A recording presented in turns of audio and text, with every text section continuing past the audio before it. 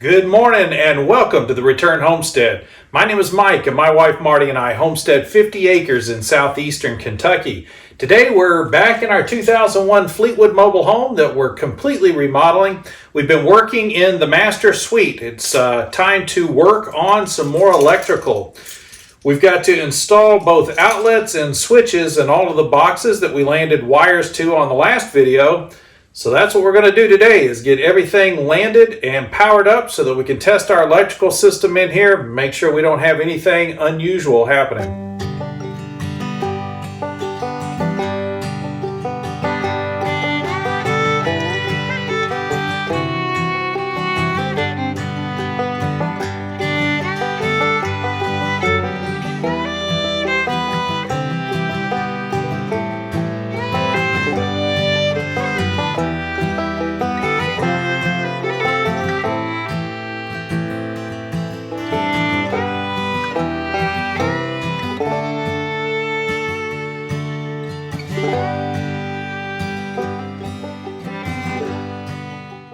Marty is working on hanging insulation in all of the stud bays where we don't have electrical, and I'm going to work on getting this back wall finally resolved.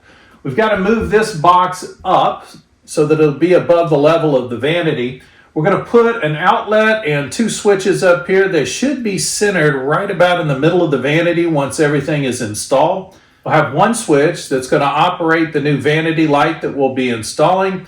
The other switch will operate the fan, and the fan's circuit is already in place. We're just going to make use of the circuit that's already there. But to get all this done, we do have to reposition some wires, and right now we've got electricity on these wires. So step one, get the power turned off. Wow, that worked pretty good. See, we cover this light fixture completely. Take the fan off and just use the slim lines. And that way you wouldn't hit your head on anything, because I have a fan. Yeah, I think slim lines is a much better choice in here. Okay, then we'll do Anywhere that. in this house. These ceiling fans don't make any sense at all. They're too low. Yeah, so we can just build a beam all the way across. Okay. Okay, works for me. As long as I have fans, I'm fine. Oh, 3 or 4 videos down the road, maybe? Yeah, but I thought of that yesterday when I was in here. I've been trying to figure out what we do about that fan. Obviously, we need a different fixture. It can't be a fan, and I think And that's everything probably else best. will be lower. So if we Yes. put the slim lines up, I have a fan. Yes. I can always buy a fan. Okay. I'm good with that. Excellent. You're welcome. Step one to getting the electrical work done on this wall is to test, make sure that we actually have the power off. I'm just checking each one of these wires. Don't really need to check this one. It's cut on both ends. No power here at all. So I can safely work on all of these conductors without worrying about there being electricity on it. Next, we want to get this box out of the way. This is the box that the switch for the light used to be in. Next, I want to pull off the box that used to hold the outlet. It's actually a good box. So I checked the wires to make sure this is the one that is connected to the breaker. So this is where the electricity comes into the circuits. So I want to make sure I label this one and mark it in my thinking, obviously. So I'm just marking an E on this one to let me know this is the electrical line. This is where the power is actually coming in. Because we've decided that this box is in the wrong location, so we're going to be moving that as well. And it turns out that this conductor actually goes to an outlet that's on the outside of the house. So it was installed after the fact. It wasn't a part of the original circuit plan, so it actually pulled off of the power from the bathroom, and then an outlet was added outside underneath the window in the bedroom. This is power to the old light fixture that's here. We're going to be removing this light. This conductor won't serve any purpose once we do. There's no reason to keep this conductor in place if we're not going to use it to run a light. We're going to have a vanity light above the vanity. There's really no reason for an overhead light, so we're going to go ahead and remove this. And rather than trying to fish the wire back out of the ceiling, we'll just clip this off and just leave it suspended up there. That doesn't have power to it now? No, it's just a conductor that goes here. But is there wire on it? Nope. Do you have to put wire nuts on it? There's wire, but there will never be electrical on it, so it won't be connected to the circuit. It's just a piece of wire up in the ceiling. Well, it had to come from somewhere. Yeah, that's a good question. So what Marty's saying is that the light did have electricity on it. So when I turn the power back on, how do I know there's no electricity on that particular piece of wire? I know that all of the power that is running everything that's on this wall, including the ceiling fan and light fixture, is coming from this one conductor. So this is the one that's actually connected to the breaker box, and this is where all of the power comes in. If I don't reconnect this power to this conductor, it'll never have electricity on it. So I can safely leave it up in the ceiling. It's not connected on either end to any appliance. So we'll be good to go with that in the ceiling. Did that make sense? For anyone who's concerned that I might have a live wire in the ceiling, what I'm saying is that all of the electricity comes through the breaker panel through this conductor. As long as I daisy chain this off to the outlet and the other two switches that I need it to go to, and I never reconnect that wire back into those switches, there's no way for it to get electrical power. All of the electricity is on this one circuit. It would be the same if you were changing out sprinkler systems in the garden. And rather than dig up the old line where you're no longer going to need water, you cut both ends of the line and just leave the pipe underground. You can put your other sprinklers, the rest of your sprinkler system back in where you need it, and that other pipe will never get water on it again. Same basic concept. So now the one concern I had was that this wire may not be quite long enough to fit inside the box to actually bring the power up where we need it. So I need to look at how I might be able to extend that wire a little bit. Pulling it tight's not a good idea. And I really don't like stretching wire across a stud bay like this without bringing it straight across and stapling it off to the stud. But we may not have a choice here. So to finish off this wall, I had to go out and purchase 3 specific boxes. The first one is to solve that problem I was just talking about with the conductor not being long enough to reach the new location of the box. So I purchased a junction box, and we'll mount this to the stud, but inside of the wall. It has a metal plate that goes over the top of it so that we can tie wires off inside of this box and then safely cover them up so that they're not exposed inside of the wall. That'll mean all the connections are inside the box and safely isolated. So we'll be using that junction box to extend the length of our conductor. The other box is a double gang box. So this box is designed to hold 2 switches, either switches or outlets. It really doesn't matter which. We're going to be putting 2 switches in here, one for the light, one for the fan. And this mounts a little bit differently. I couldn't find the box that had the preset nails in it, but this box will mount in a very similar way with that little tab over the top of the stud. And that'll hold it securely to the stud and allow us to put the switches in. And then finally we'll need a light fixture box. They're usually either round or octagonal like this one is. Again, there's a little tab that allows you to mount that to a stud securely. That's going to be going up here in this corner.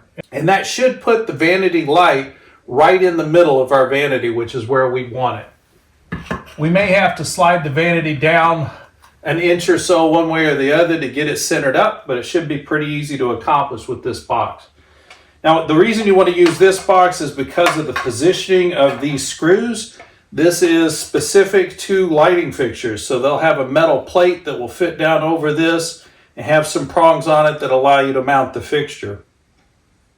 Because the conductor that actually brings the electricity in is sort of the starting point of all of our circuits, I'm going to start by mounting the junction box that's going to allow me to bring that in and then extend its length. One other way that I'm going to make it easier to land the wires in the other boxes is by splitting out my electrical wire inside of this box. I'm going to bring in the conductor that's connected to the breaker, and then I'm going to split that out into 3 separate wires, one to each switch and one to the outlet. That way I'm not daisy chaining the power from switch to switch. Each one of those daisy chains requires a pigtail, which is an extra wire inside of those boxes. Squeezing those wires back into the box behind the switch can sometimes get difficult. This box has a lot of room in it, so I'm going to go ahead and get all of my wires broken out inside of this box. So I'll have 3 conductors coming out of this box that will be carrying the electricity out to the switches and outlet. So to mount the junction box, I'm just going to use some coarse threaded drywall screws. Could go out and find some nails that would be the right size, but there's no reason for that. I do know that I'm going to need to pop these tabs out, so I'm going to go ahead and pop those out real quick. We're going to pop one out for the side to bring electrical in, and then pop this one out on top to bring the 3 wires out. So to mount the junction box, I'm going to put it on the opposite stud, and then we just need to screw it into place. We'll put 2 screws on each one of these tabs, top and bottom.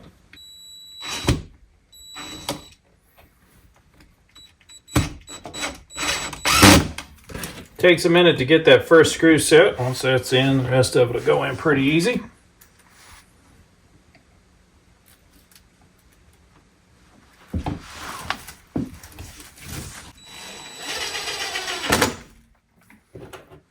These junction boxes come in real handy when you need to extend a conductor like we do here, but I would recommend avoiding the use of junction boxes wherever possible. The junction becomes a point of failure for the system. As long as you have a solid conductor running through a wall, there's not a lot that can go wrong with it. The places where your electrical will fail or you'll have problems in the future is with any loose connections or weak connections, and they'll always be inside of these junction boxes. So the more junction boxes you have on the system, the more chances for failure you have. So do what you can to avoid using the junction boxes, but if you need to, they are really handy, like in this case. In the junction box, we have the conductor that goes to the outside power outlet, and we have the conductor that's actually bringing the electrical into the box.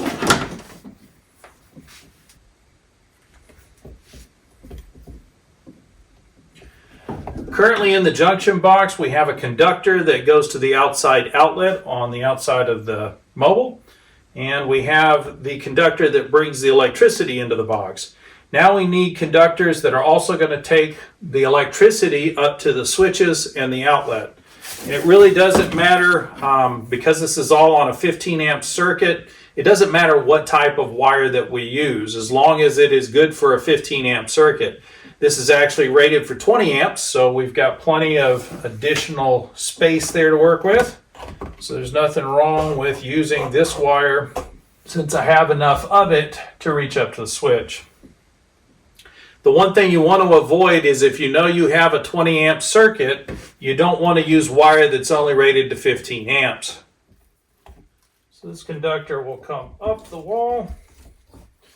We need it on the other side of the stud. Got plenty of room to staple it off there. And then we'll bring it up into the double gang box here for the light switches. We're going to need 2 of those.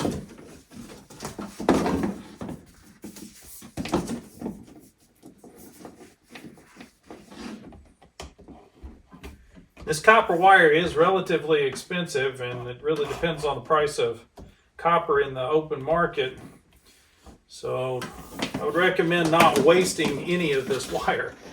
If you've got some scraps sitting around, hang on to them. As you can see, there are always places where you can use it. Just make sure I leave enough for wiring up inside the box. This one also goes through the stud. You'll notice I'm not labeling these. It isn't going to matter. We're going to bring both of them into the double gang box. One goes onto one switch, one onto the other. Which one is which won't matter in the end. They'll both have electricity on them. All right, all we need now is a single conductor going up to the outlet box. And again, just using one of the pieces of wire that I cut out of the wall a little while ago. So we're going to make good use of this wire and not waste it. You don't want to check it for any breaks or abrasions in the insulation. There's a little bit of a cut here. Let's see if I've got a long enough piece. That is barely going to make it up to the box if I cut that off. So let me try that piece here.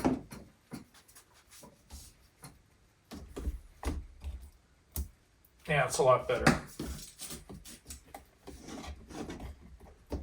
So this one will get stapled off to the wall and come up into our single gang box for the outlet.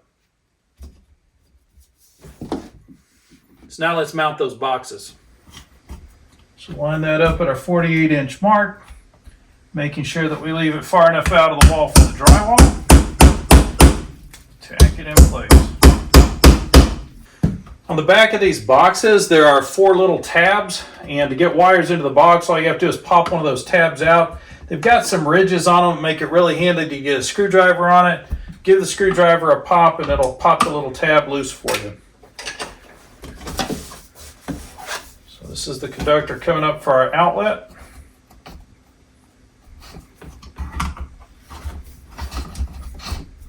Let's pull that through the back of the box. We're going to mount our double gang box right next to it on the other side of the stud, making sure that everything lines up. We're just going to use again those drywall screws.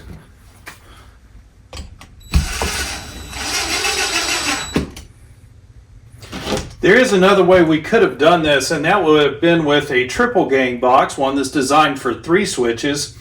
I don't like using them because that becomes extremely loose. By the time you get that far away from the stud, things are going to be really squishy and soft.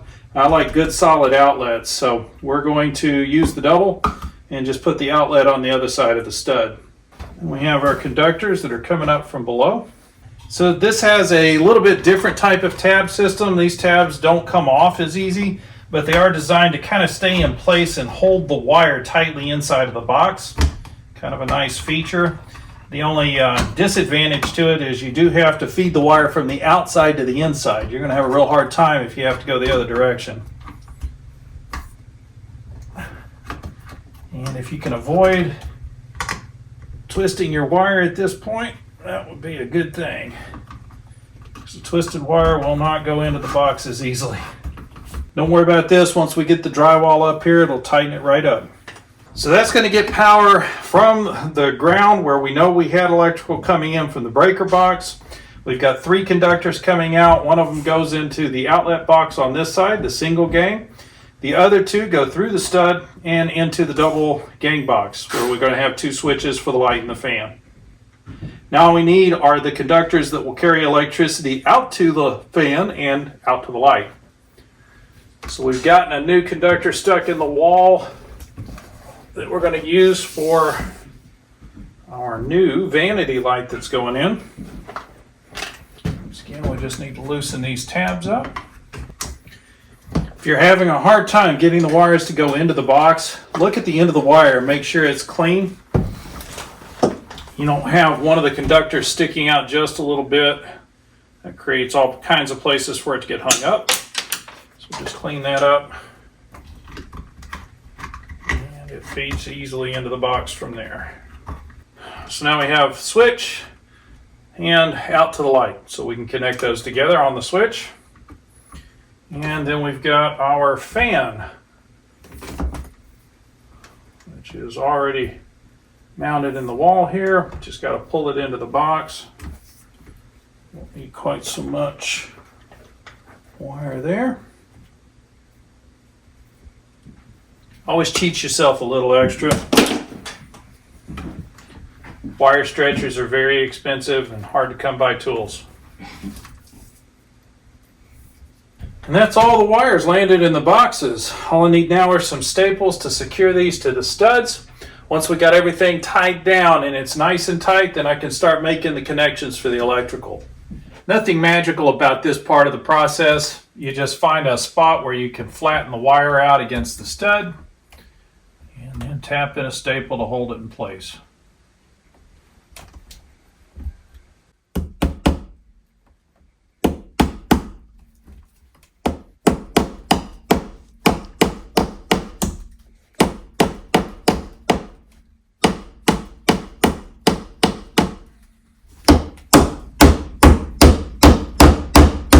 This is a lot easier to do before insulation is in the wall.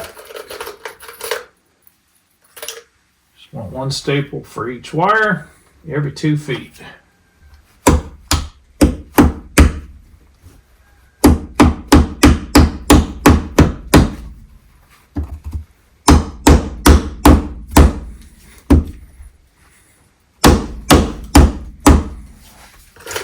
Can we, where's the light going?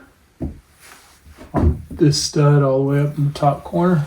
Okay, so we can mount the mirror to that stud. So it's centered. Yes. Okay, you don't need to put up any more lumber. I don't think so. I think we'll be fine. Okay. Well, it was open, Yeah. So because that mirror's heavy. And that's not quite 2 feet, but I'm going to go ahead and secure the wires here. It just makes them easier to work with inside of the box if they're tightly secured to the stud on the outside.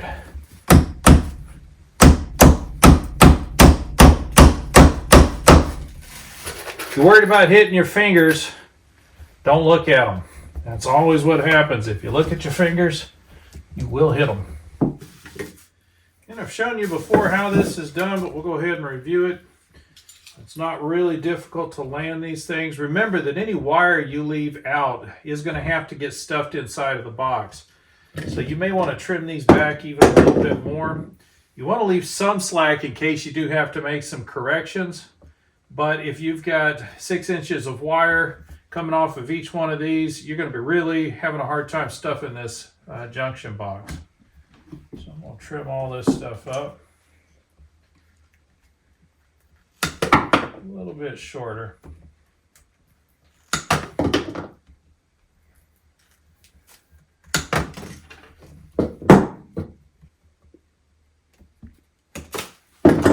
You have a helper. This is our power coming in. Just going to strip the insulation. You can pull back as much of the insulation as you need to in order to give you enough room to make these connections. In fact, there's nothing wrong with stripping these wires out completely. Sometimes that can be a lot easier if you need to connect multiple wires together. Like all of the blacks need to come into a single wire nut. And then trying to bend out all the white ones usually takes a little extra space. So I'd probably be doing myself a service if I strip these back a little bit more. And then we just need to snip the end of the insulation on the conductors.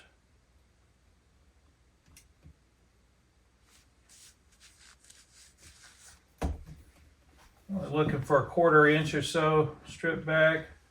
It's going to be inside of wire nuts, so you don't want to pull off too much insulation. You don't want the conductor exposed on the outside of the wire nut.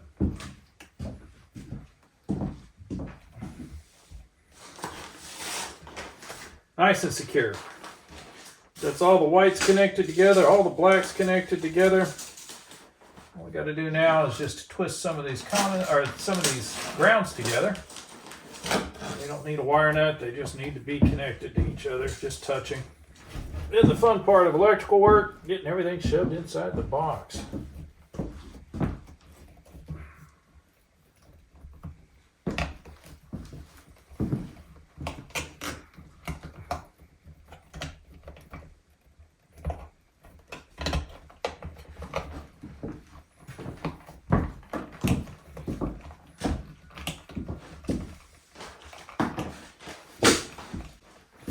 Now, if all goes well, we have power going out to our outlet, power going out to both switches, and power going to the outside for the outlet outside.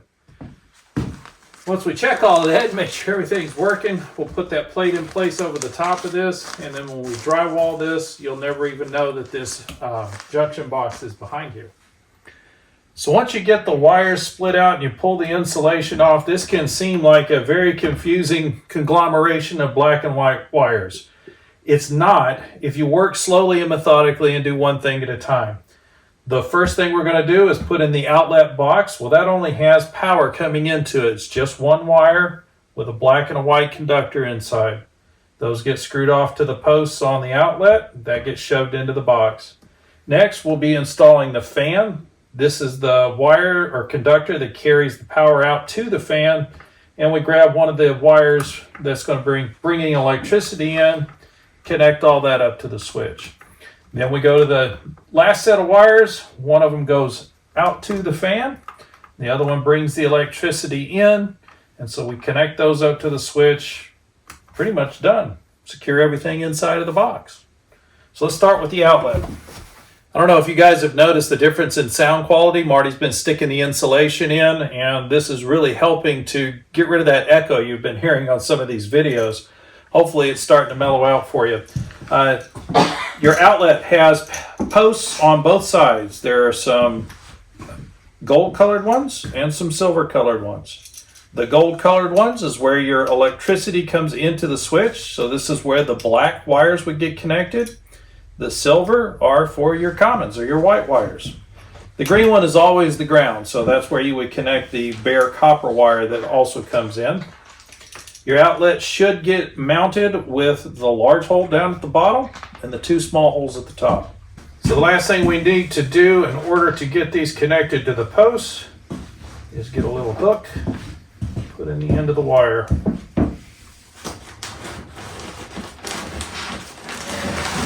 Yes, there are newer types of outlets that have quick connects where you can just shove the wire in. Has a clamping mechanism that holds the wire in place. We're on a budget. Yeah, we're on a budget. So those fancy new connectors, some of those can run $5-6 a box, depending on the design and how easy it is to use. Those outlets and switches will do exactly the same thing that these 89-cent outlets and switches will do. So we went with the 89-cent variety. Plus, they'd like to help us out and subscribe.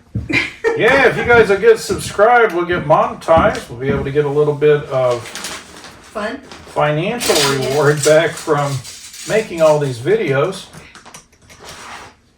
And that'll allow us to do some more fanciful stuff on these remodel videos. There you go. Right now we're kind of limited by our budget. That's not a bad thing. You know, it's not really. Homesteading's about making do with what you do have and maximizing the resources that are on hand.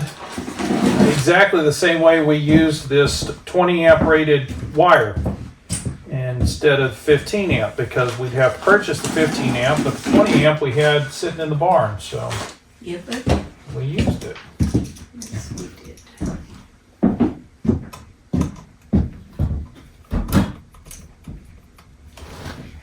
Put the hook around the post, put a little tension on the wire, screw everything down tight, make sure it's nice and tight, not coming loose. Don't do the bonehead thing I just did where you put your common and your hot on the same side. That is not the way this is done. The gold gets the black, the silver gets the white.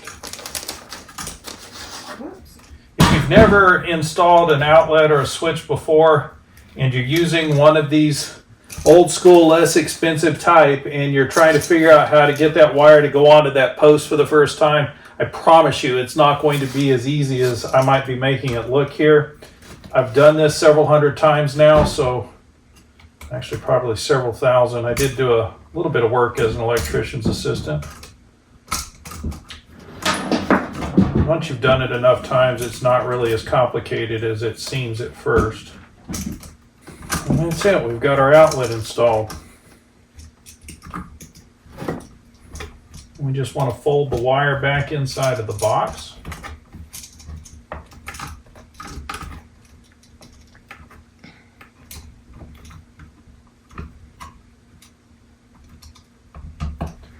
Line the screws up top and bottom and run them in. Now we don't know how long it's going to take us to get all the drywall up in place and be ready to paint. Even the process of putting the drywall up will require us to remove these outlets and switches. But in the meantime, we need to have access to electricity in here, and we also need the lights to work. So we're just going to have to deal with that for a short time. They're pretty easy to tape off. Yeah, it's not that big a deal. Now we get the switches installed. So the switches are a little bit different, especially the ones that we bought, which were the single pole, not the duplex. There is a screw on here, and there is also a plate so that you can stick wires behind the little plate, screw two wires down at the same time. Next step, connect the switch for the fan. Now I did get the least expensive switch that there is. It's called a single pole switch. And if you're wondering which side gets the white wires and which side gets the black, remember it's a single pole switch. If you look at the terminals, both of them are gold. They both get black. The switch either goes one way or the other to supply power out to the appliance. Your commons just get a wire nut to connect them together. That's just your return to the breaker. And the same thing with your grounds. Now there is a ground connector screw on the switch. You want to make sure you connect your ground there.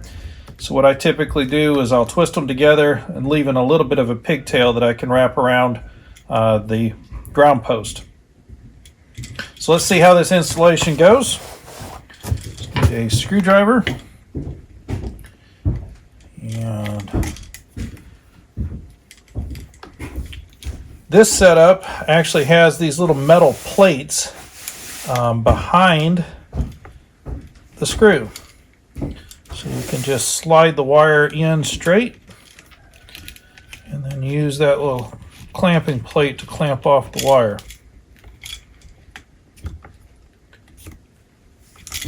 If you prefer the old school way of putting a hook in the wire and going around the screw itself, you can also do that. Either way works. And even though these aren't the fancy schmancy newfangled switches that have all of the press to connects built into them, there is a hole on the back of these that is designed for a press to connect. So you could just press those in there and they'll automatically connect. And we don't want to forget about our ground. So we just need a little hook in the end of our ground wire here.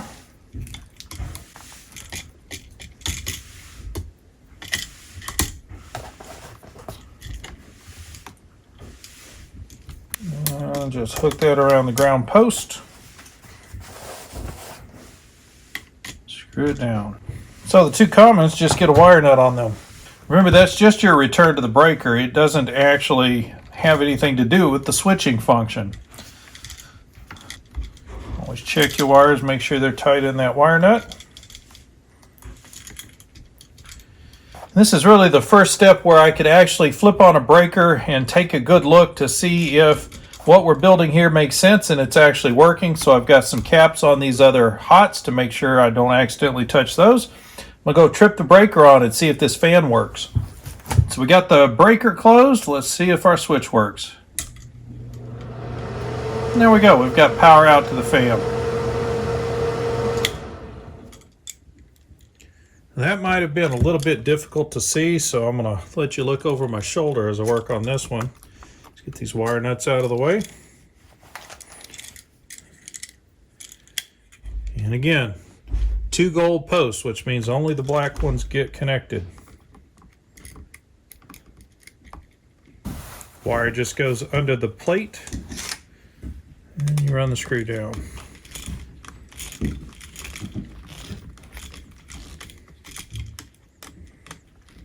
Make sure you get a good bit of torque on there. You want to make sure that wire is not going to just pop loose when you start folding the wires up inside the switch box.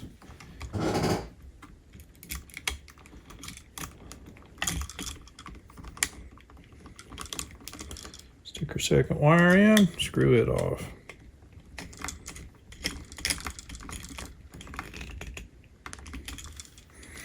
And then the same thing with the grounds and the commons. Just need a wire nut for the commons.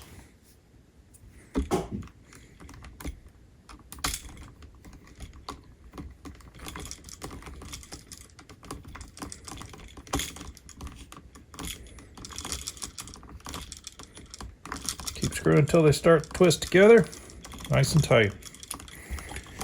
And then our ground wires.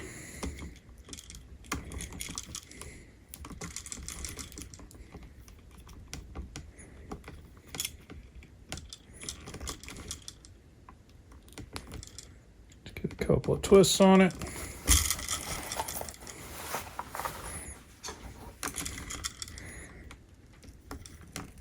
And we just put a little hook in the end of it.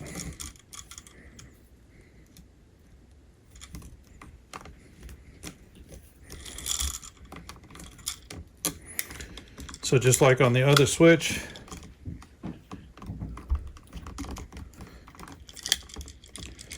your ground wire,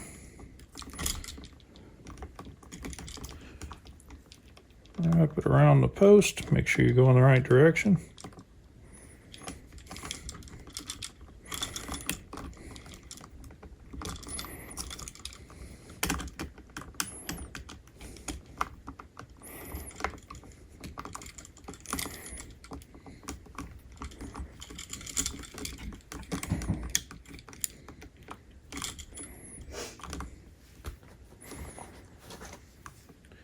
Run your screw down with as much tension on that wire as you can get.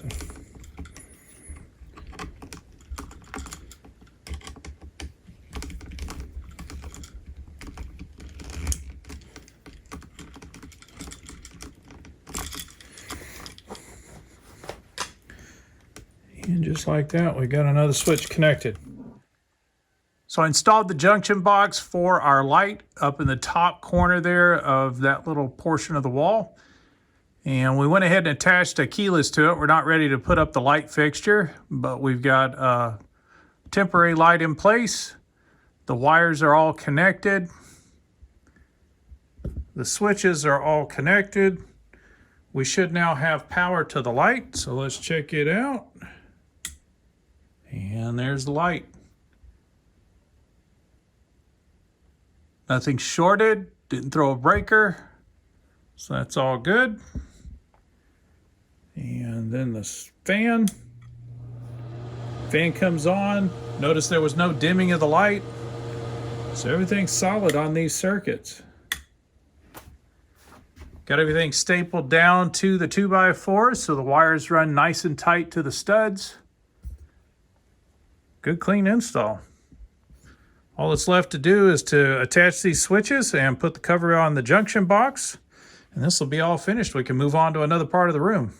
We do appreciate you joining us on the Return Homestead today. We have started to put some of our videos out on Rumble. If you haven't found Rumble yet, go look it up. It is another hosting platform that does allow us to do some things and say some things that are problematic on YouTube.